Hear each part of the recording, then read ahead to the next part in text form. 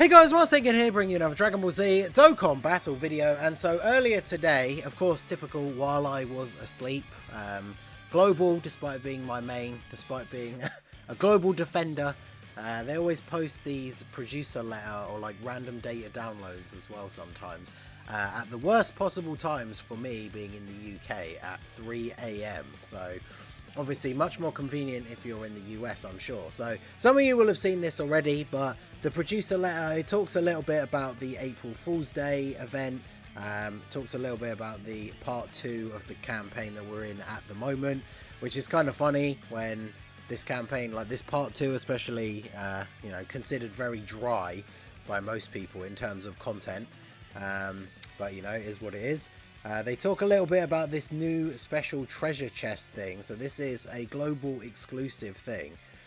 We'll be able to get tickets that you can then use to open chests. And this is going to be available from, it says the 18th PST. So usually that means early in the morning on the 19th for me, or at reset, which is like midnight on the 18th for me. So it'll be interesting to see these. You trade them in to get rewards. Getting the top prize allows you to get 7 Elder Kais. That's pretty good. You're guaranteed to recruit Elder Kais if you trade the treasure items for secret treasure chests 10 or more times.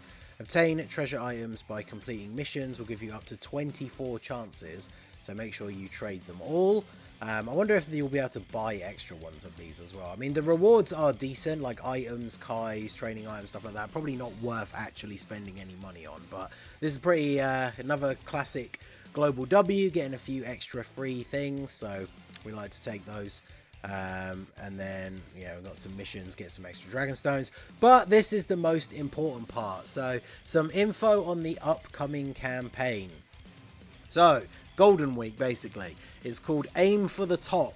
Dokkan campaign will be live at the same time as the Japanese version, 27th PST. So again, this is probably going to be early in the morning on the 28th for me. This campaign will be all about the fights of Goku and friends as they aim to reach the top in the World Tournament.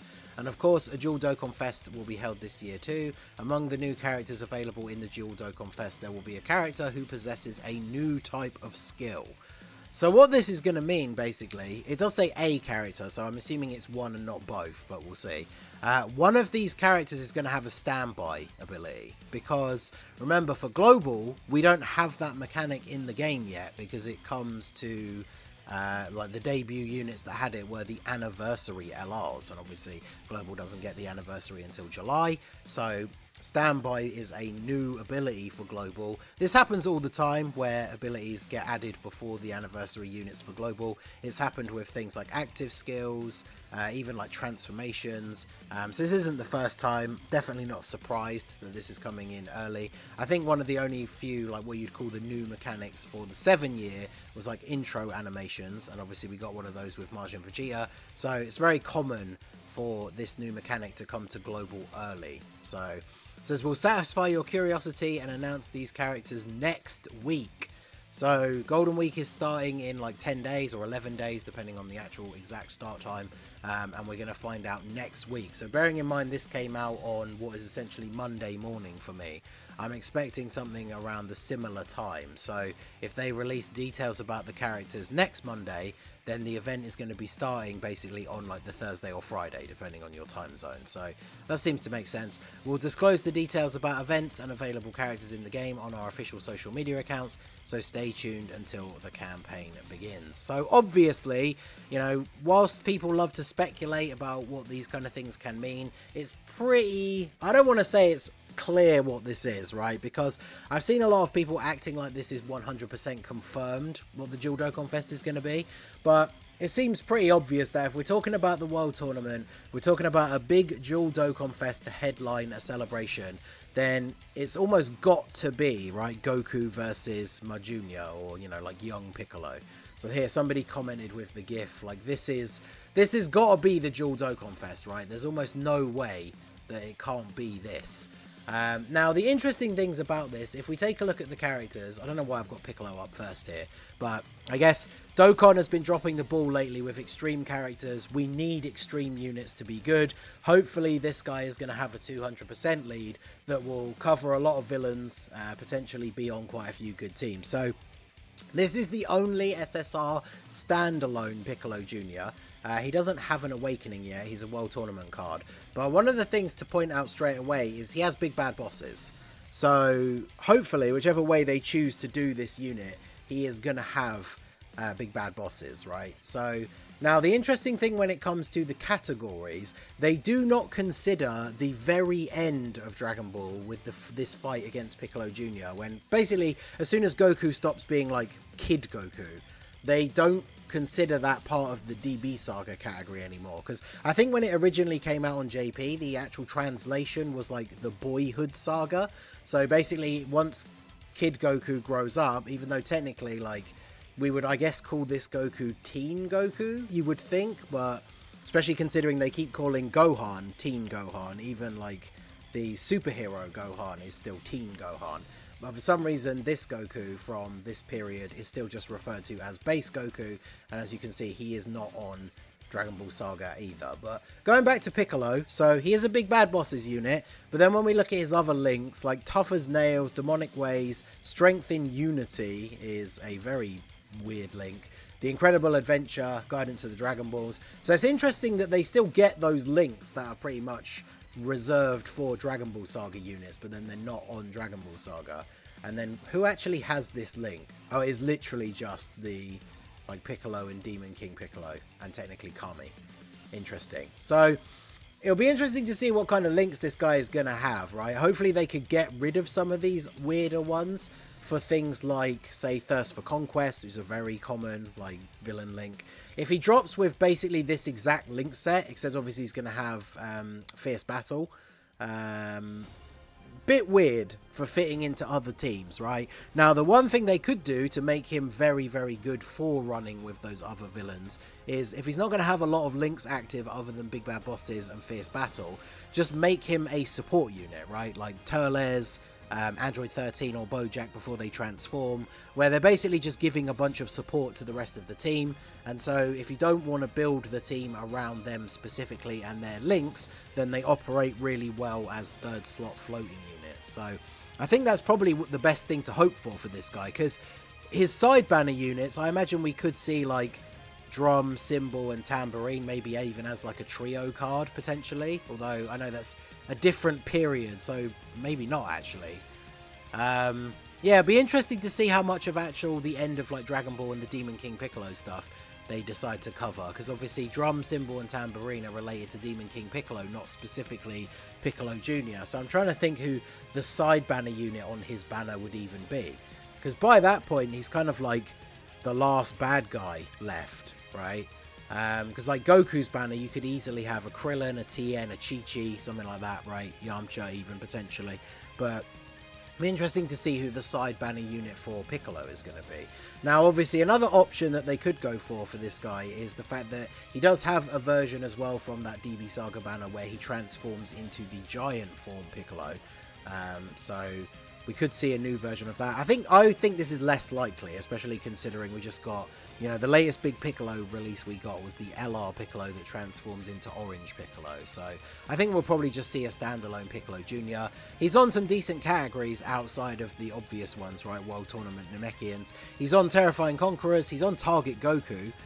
Revenge, Gifted Warriors, Entrusted Will, Worldwide Chaos, Battle of Fate, because it's the final battle of Dragon Ball essentially, and he's on Warriors Raised on Earth as well. So he's on a lot of good teams. His links are going to be the issue, right? So it depends what they decide to do with his kit, because a unit can be saved from having not a great link set if they have a really strong passive, and especially as a leader of a team, as I already said, provide some kind of support. So then we have the Goku. So I showed this Goku, obviously he's from like the end of OG Dragon Ball. We also have this guy, he's the awakening of the Feet Kamehameha Goku. So he's essentially the guy from the same fight, right? On Battle of Fate. Now, of course, he's a Goku, so it's a lot more difficult to mess this guy up, right? He's going to have some competition for same name units that he can't link with, but he has links like All in the Family, which is obviously very, very good defensive link. If the unit is going to have Kamehameha in any way, shape or form as part of the unit, whether it's the Feet Kamehameha or the normal one, then he'll have Kamehameha and be on that category as well. Now, he has shocking speed, so this guy actually could be a really good link partner for LR Ultimate Gohan. Because like Infire, Kamehameha, shocking speed, like he's got some interesting links here. And then categories, this Goku is still considered a low class warrior, so that could be interesting. And then obviously Pure Saiyans, Goku family, Kamehameha, Turtle School, powerful comeback, Bond of Friendship, Battle of Fate, Bond of Parent and Child, and Earthbred Fighters. It's interesting that he's on Bond of Parent and Child actually, because I guess they're still, I guess in OG Dragon Ball, this is supposed to count for like Grandpa Gohan, because obviously Gohan doesn't exist yet, so that's interesting, and Warriors raised on Earth. So it'd be interesting to see what they do. Now, one thing I've seen some people already kind of complaining, I think that happens whenever we see speculation about OG Dragon Ball stuff. OG Dragon Ball should be respected and revered as like the origins of where Dragon Ball started, right? Like if you're a huge fan of Dragon Ball Z, especially somebody like me, right? Dragon Ball Z was on Cartoon Network when I was a young teenager, and that's how I got into Dragon Ball and into anime in general, pretty much. So for me, I started with Z, saw some of the movies, and it wasn't for a while until I saw OG Dragon Ball. So a lot of people hold Dragon Ball Z in a very high regard above OG Dragon Ball, because it's the first thing of Dragon Ball that they ever experienced, which is fair, of course. And you know, you don't have to go back and watch OG Dragon Ball to enjoy Dragon Ball Z and Dragon Ball Super, but it is very good, and you are missing out if you don't at least give it a shot, right? And one thing I'm really interested to see when it comes to these units is the OG Dragon Ball anime obviously is quite old, so obviously we're seeing more and more now with Dokkan units where we're getting these insane quality super attack animations, and when we're getting units from much older parts of the series or older movies, the animation for the actual character abilities and super attacks, active skills, etc. are just so much better quality than the original source material. So these two units, I imagine, are going to have absolutely insane like super attack animations. I'm really looking forward to seeing what these guys are going to be. Obviously they're both going to be 200% leaders. I might do a video speculating what the actual units like leads and categories will be, because I would expect a new category, right? Golden Week last year we got Cell and Goku and Gohan, although actually neither of them introduced new categories. They both had existing categories and then the extra 30%, and they did have very good leader skills, so I'm interested to see what these guys are going to have. And then I'll do some speculation later on in another video. It'd be interesting to see who like the Part 2 LR and the side banner units are going to be, because I brought up this page, The Incredible Adventure, right? This is like mostly the OG Dragon Ball like characters, right? Even including up to the end, because Piccolo has this link, for example. Any of the characters on here could be side banner units or like the Part 2 LR. I mean, we still don't have a summonable unit Bulma, which I know she's not got like a lot of source material to draw from animations and stuff, because she's not a like fighting character, but you know, no summonable Bulma still is pretty crazy. We had the Goku and Chi-Chi, who were the side banner unit during the was it 7th? Was it? No, free to play unit, sorry, during the 7th anniversary. We got units like obviously TN. There is no like, there's no real main like Krillin card from OG Dragon Ball, is there? Because even like the free to play LR, like Prime Battle LR Krillin is the Saiyan Saga. Yeah, there's like this SR.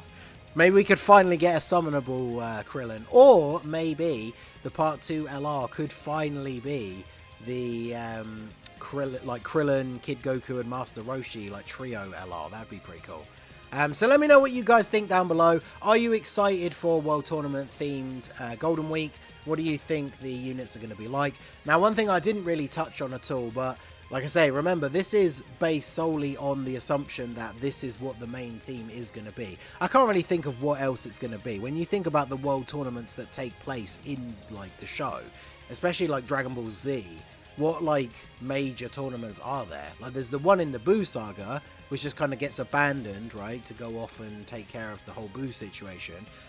So they can't really draw many units from that in particular. So when you think about if they're specifically saying it's about the world tournament, it kind of has to be OG Dragon Ball. Now they could go back further and we could get Krillin, Goku versus Tien maybe, but I feel like it has to be Piccolo Jr., right? So let me know what you guys think down below in the comment section. Are you excited? Are you not interested? Not interested in OG Dragon Ball stuff?